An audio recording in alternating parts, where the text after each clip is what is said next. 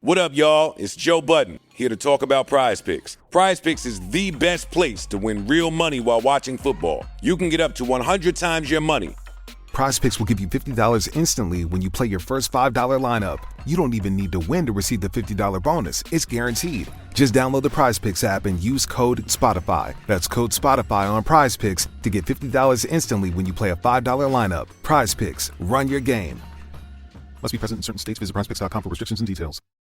This episode is brought to you by Polestar. Time is luxury, which is why Polestar spent so much time designing the Polestar 3, their luxury electric performance SUV. It's designed to go further with up to 315 miles of range and immerse you in a unique listening experience powered by 25 speakers. Your favorite daily news podcast has never sounded better. All to make the time you spend behind the wheel of Polestar 3 the best time of your day. Book your test drive at polestar.com.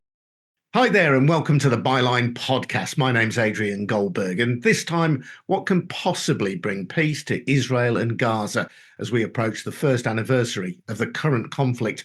Palestinians will tell you, of course, that the war really goes back to 1948, the creation of the State of Israel and the Nakba, when 750,000 Arabs were expelled or forced to flee. The latest cycle of violence began on October the 7th, when Hamas killed more than 1,100 people, including youngsters attending a music festival, and took more than 250 hostages, including 30 children. Since then, Israel has killed more than 40,000 Palestinians, including patients in hospitals and people sheltering in refugee camps. Here, sadly, the majority of the victims have been women and also children. We're going to talk shortly to Alex Hall. Alex is a former UK diplomat based in Washington. But first, Robin Barnwell. His documentary, Israel and Gaza, Into the Abyss, is available to view now on ITVX. It is both harrowing and mesmerising in equal measure, and I really do recommend you to seek it out. Robin, welcome. It's a documentary that must have been incredibly difficult to make. And you've set out really to tell a human story. It's not polemical. You want to hear accounts of the conflict, and you've gathered accounts of the conflict from both sides. Yes, I think we set out to make a film that was basically on both sides to understand people's point of views there. And, what happened on October the 7th and beyond, it was very important that we basically humanized the victims of the conflict, and we actually were able to track down and find contributors who had also filmed some material themselves. And we were able to bring out the humanity of the victims on both sides, have relatable, sympathetic characters who people would listen to, whatever their own perspective on history and events. And I guess we aim to kind of give a compassionate insight into both sides' agonies, showing the tragedy of the cycle of violence that obviously doesn't appear to have an end. And obviously, as you say, the challenge was big. I go to war zones myself. I've been working in Ukraine for the last couple of years, and I've been able to go to Ukraine, obviously on the Ukrainian side of the line. It was very challenging not being able to go to Gaza. We thought as the war dragged on, we kept hoping that we'd be able to get to Gaza, but we couldn't, and we ended up forming a very strong, amazing Palestinian team inside Gaza, and a very strong team in Israel as well.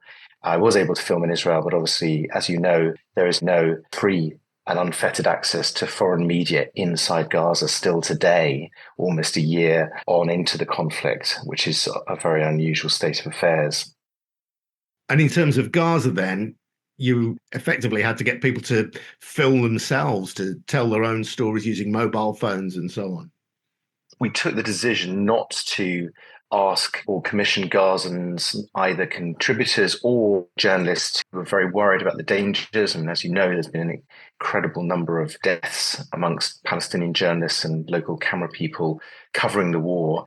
And so we wanted to find contributors who had already filmed their stories and whose stories we could add to with footage tracked down with our vetted Palestinian team.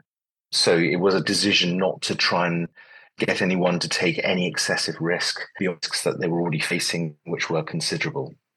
Just give listeners a flavour, if you would, Robin, of a couple of the stories of the people who you interviewed. Yes, we interviewed a 50-year-old called Galia Dan, and she's a mother of four. She lives in Nahal Oz, or did. That's kibbutz very close to the Gaza border. And she was living there with her family in the run up to October the 7th and had lived there for quite some time. And on October the 7th, Hamas fighters came across the border. They're filming themselves. They come into the house and they come up to the safe room door. Galia Dan and her family are behind the door, and a Hamas fighter, all this is videoed, and he shoots through the door, killing her 18-year-old daughter in front of her eyes. And then Hamas fighters go into the room. There's this terrible scene as they turn the lights on. And then Gali and her two other children and her husband are taken outside. And then Hamas take her telephone and then start doing a live stream. So you've got this kind of extraordinary situation where this Israeli family interacting with the Hamas fighters, the children terrified on the floor, Gali's daughter lying behind her dead, and then her husband Sahi is taken hostage. It's sort of shocking footage. And when I saw it as a documentary filmmaker, I thought, how can we get across the kind of trauma that Israelis experienced on October the 7th and beyond? And how does one encapsulate that trauma? A lot of what happened on October the 7th wasn't filmed. And so this seemed to be a sort of personal tragedy that really would resonate with an international audience to try and get across quite what Israelis have felt, and also the triggering of the historic trauma of the Holocaust and why many of them feel so upset and passionate now and so insecure, and why October 7th has played such a big role in their view of the future. And then we've got the other side, we've got Ibrahim Nofal, a 26-year-old Palestinian whose family house was bombed. He lives in Jabalia, the refugee camp, one of the largest in the world, which was set up in 1948, and is a Hamas stronghold. He's not Hamas himself, but on October the 7th, he picked up his camera as a photographer and started documenting events and filmed extensively throughout the last year. His family home was bombed and he lost 11 of his relatives and 35 injured, including several children, his young cousins and nephews and nieces. So the film is sort of set as parallel stories.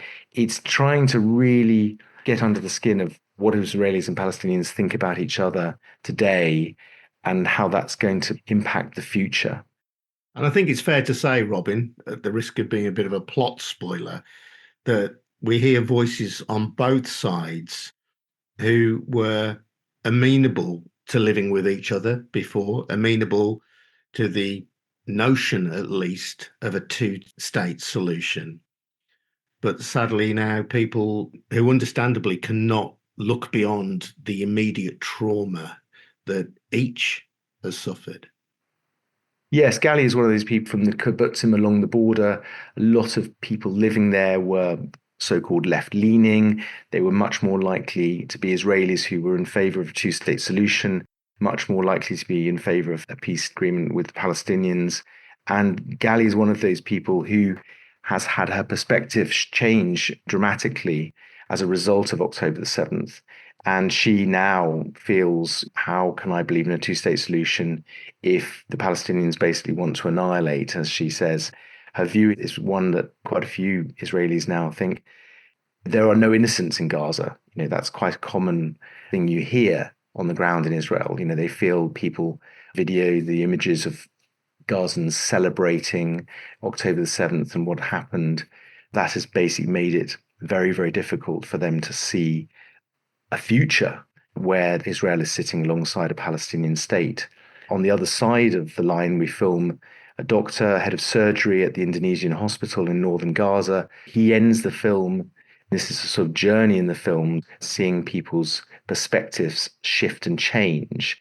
And he sort of says that these were not the Jews, not the Israeli Defense Forces, not the Israeli civilians that we once knew. He feels that October the 7th, the aftermath, the conflict and the war in Gaza has shown a whole different side to Israelis for him.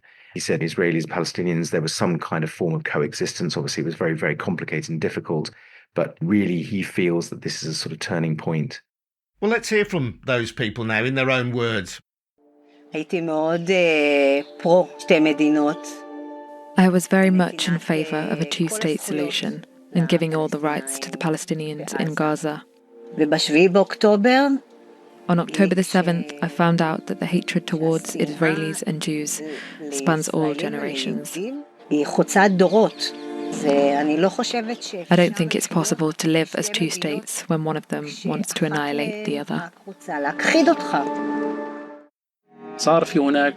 There was a period of time when there was coexistence between the two peoples, between Israelis and Palestinians. But in war, these aren't the Jews we know, nor the Israeli military, or civilians we interacted with in the past.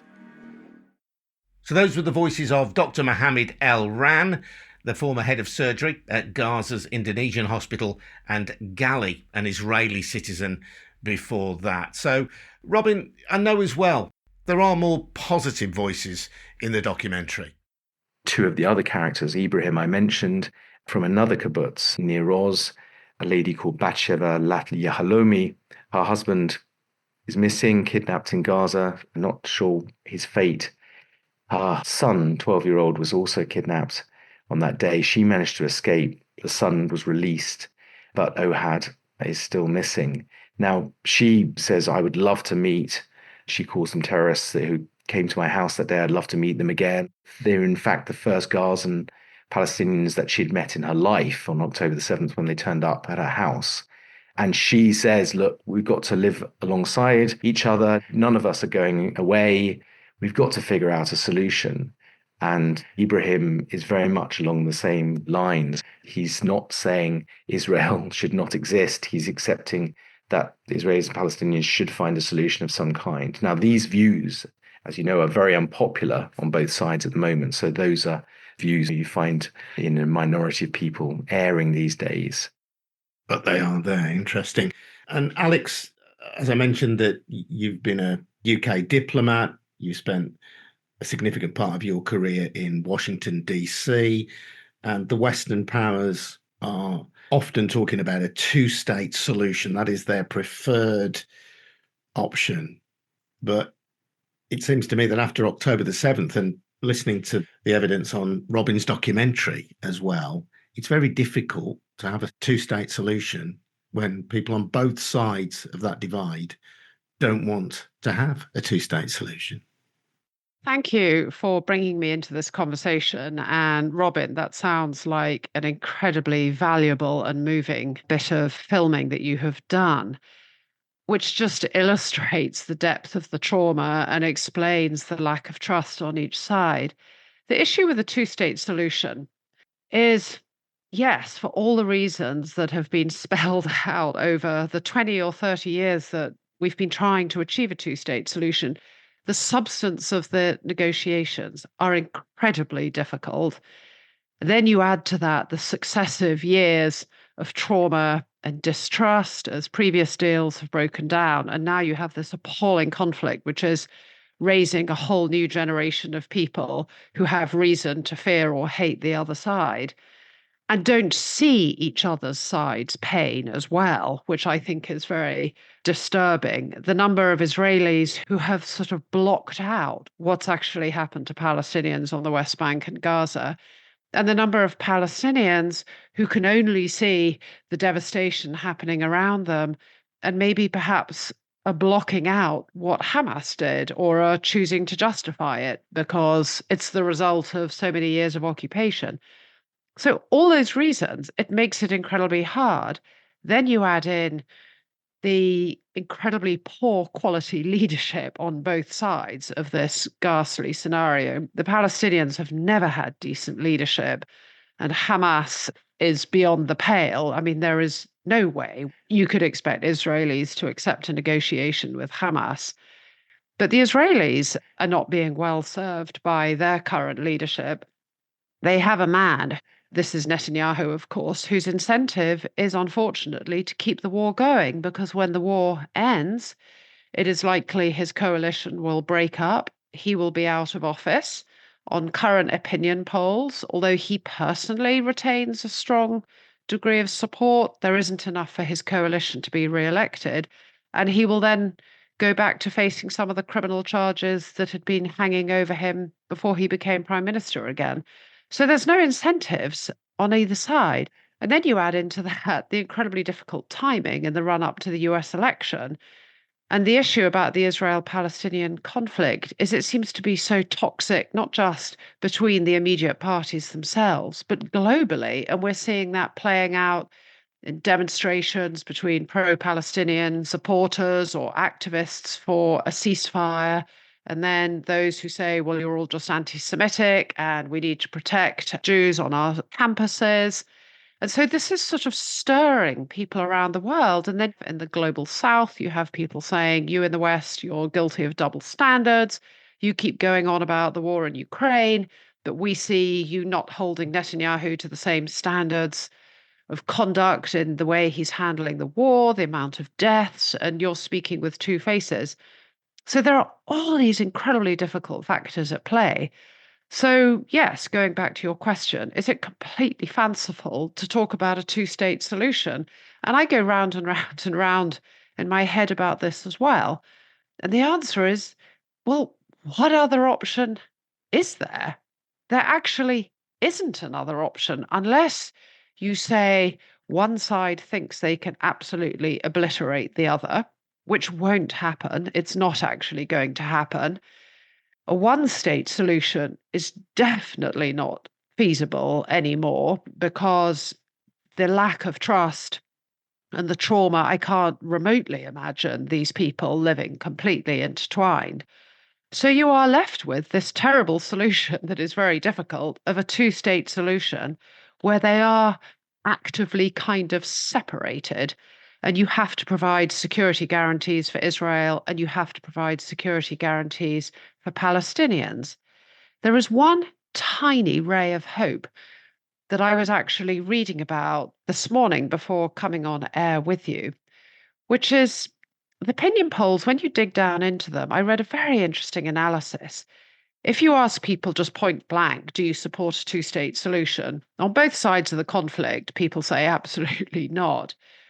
But when the questions are slightly rephrased, like what would be the minimum requirements you would need in order to be able to contemplate a two-state solution, then people start engaging and saying, well, we would have to make sure there was complete security, or we would have to make sure the Israelis weren't occupying this territory, or we would need to make sure that our settlements were protected, or we would need to make sure that we had control of our borders. And bit by bit, when people were asked about the substance, their willingness to contemplate a two-state solution grew once they began to define the parameters of what that might involve. So I don't think it's absolutely impossible to ever imagine it, but we won't remotely get there until we try and put a ceasefire onto this current live conflict. We have to stop the killing and create some kind of breathing space, because if this conflict continues, it's just a spiral of more death, more destruction, and more hatred. You mentioned people in the global south. Not only people in the global south say that the West has double standards. I know that the UK has stopped 30 arms export licenses to Israel in terms of weapons to be used in Gaza, but that's still only a minority. And Biden makes it clear that he's displeased with some of Israel's actions in Gaza, but there's no cessation of arms exports from the United States. The West is being hypocritical, isn't it, in its attitude towards Israel vis-a-vis its attitude towards Russia? Unfortunately, yes, I think it is applying double standards. And you see it most clearly with regard to the way we have responded to the International Criminal Court's cases against the Hamas leaders and Netanyahu and his defense minister, because the immediate reaction of Western democracies was to say this is absolutely outrageous.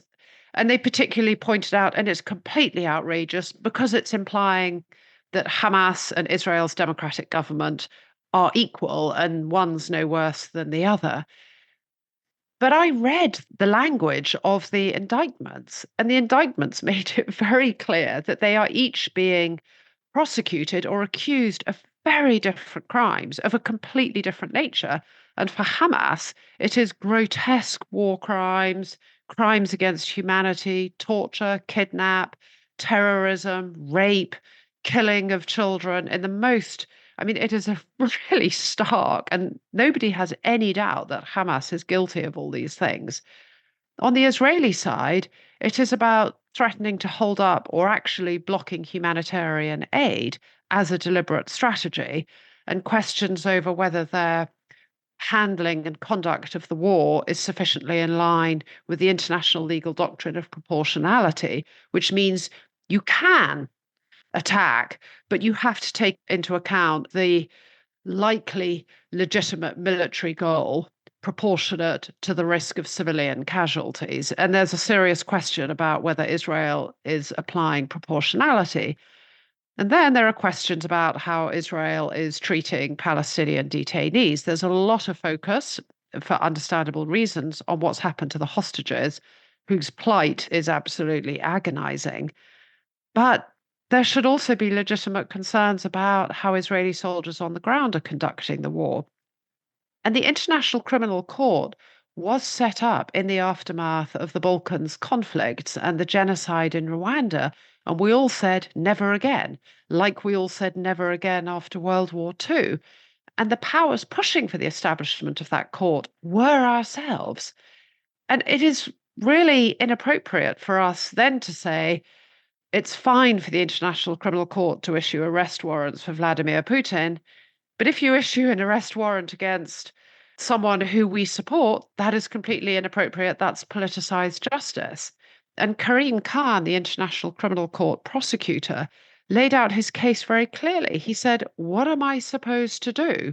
I have had parties coming to me with evidence, and I have assessed that evidence, and there is evidence of war crimes on both sides. Do I just ignore one side because of political pressure? So I don't think it's putting them on the same level.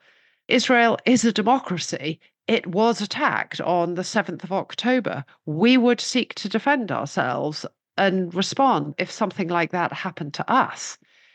But the issues about Israel are serious doubts about whether they have a strategy and serious doubts about whether political calculations are shaping Netanyahu's approach. Robin, final question for you. Having spoken to people on both sides of this divide, do you hold out any glimmer of hope for us? Well, I've been going to the region for 30 years on and off as a tourist, as a journalist, filmmaker, and I see the Palestinians and Israelis psychologically further from each other than ever. And it's just been getting worse over the decades. As I say, the glimmer of hope, perhaps, with Batsheva and Ibrahim, I think if you got those two in the room featured in the film, they'd probably sort it out fairly quickly. Batsheva says, obviously, there's going to be no solution if Hamas remains in power, because, of course, Hamas has said if they could do October the 7th again, they would do it again.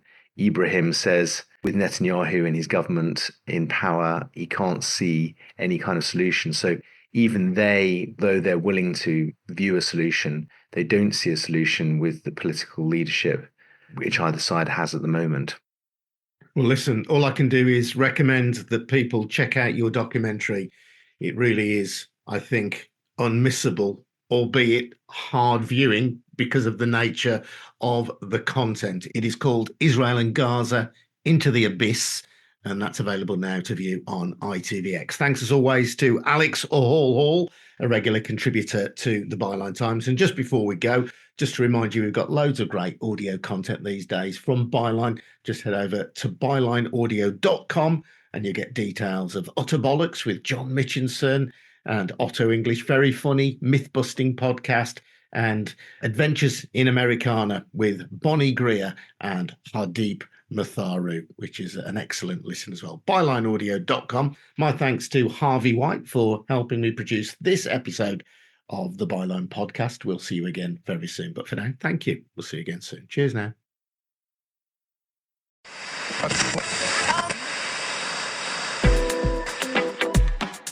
Byline Audio.